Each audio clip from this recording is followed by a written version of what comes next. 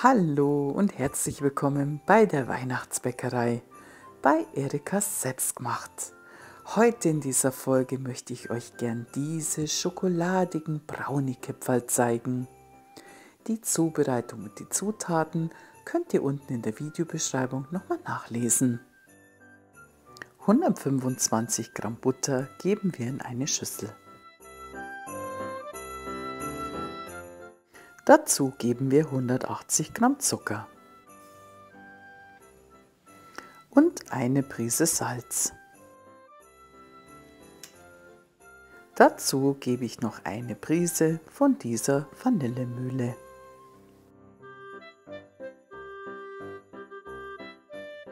Das Ganze wird dann erstmal verrührt.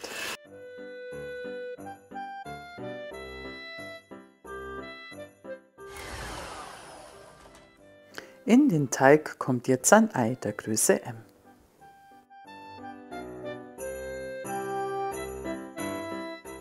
Das Ei rühren wir dann in den Teig. Dann gebe ich in den Teig noch Bonbon-Vanilleextrakt. Das Vanillearoma wird dann auch wieder in den Teig eingerührt. Die trockenen Zutaten 200 Gramm Mehl, 25 Gramm Backkakao und einen halben Teelöffel Backpulver sieben wir jetzt zum Teig.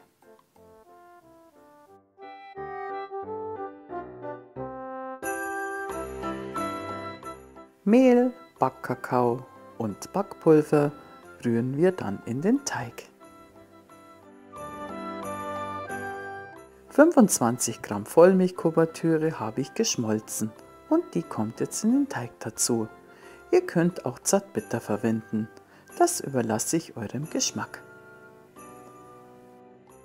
Die Schokolade wird jetzt eingerührt und dann ist unser Teig fertig. Ich bereite jetzt 2 Backbleche vor mit Backpapier.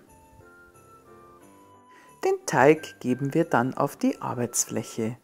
Kneten ihn einmal kurz durch, bevor wir ihn abteilen und in Kipferl formen. Von Teig schneide ich mir jetzt kleine Portionen und wiege sie mit Hilfe der Küchenwaage aus, so dass jedes Kipferl später ungefähr die gleiche Größe hat. Meine hatten jetzt 15 Gramm. Und das mache ich erstmal mit dem ganzen Teig. Alle Teigstücke forme ich dann in kleine Kügelchen. Und anschließend werden sie zu Kipferl geformt.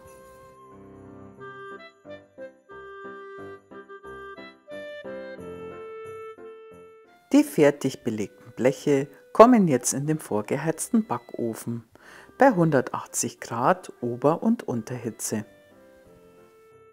Da lassen wir dann die Brownie-Kipferl für ca. 7 bis 9 Minuten backen. Die fertigen Plätzchen geben wir dann auf ein Abkühlgitter und lassen sie einmal auskühlen. Ich zeige euch jetzt mal eins von innen. Dann nehmen wir noch 75 Gramm Kuvertüre. Ich habe jetzt wieder Vollmilch genommen. Ihr könnt natürlich auch wieder Zartbitter nehmen. Schneidet diese klein und gebt sie in einen Gefrierbeutel. In einen kleinen Topf mit heißem Wasser lassen wir jetzt die Kuvertüre schmelzen. Wenn sie geschmolzen ist, nehmen wir sie heraus und schneiden eine kleine Ecke vom Beutel ab. Und jetzt bringen wir die Schokolade in Zickzackform auf unsere Brownie-Kipferl auf.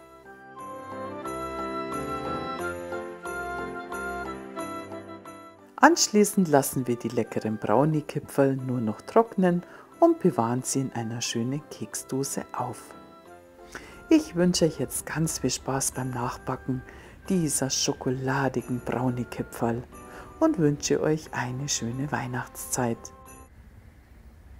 Ich bedanke mich jetzt bei euch und würde mich freuen, wenn ihr das nächste Mal auch wieder hier dabei seid bei Erikas Selbstgemacht. Servus und frohe Weihnachten allerseits!